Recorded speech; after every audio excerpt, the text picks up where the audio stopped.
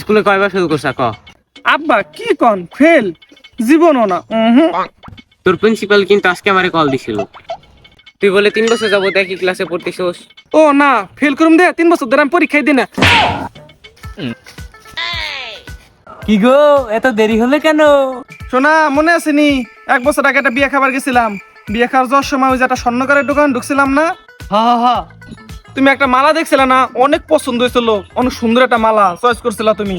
হ্যাঁ আমি ওই সময় কিনে দিবার পারছিলাম না, কইছিলাম না তোমার পরে কিনে দিমু।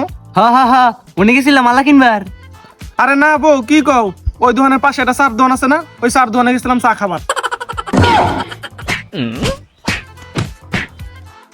নাতি তুই তাড়াতাড়ি পলা, ওই যে তোর স্যার আসতিছে। তুই যে 7 দিন ধরে স্কুলে যাইস না, দিবে নে।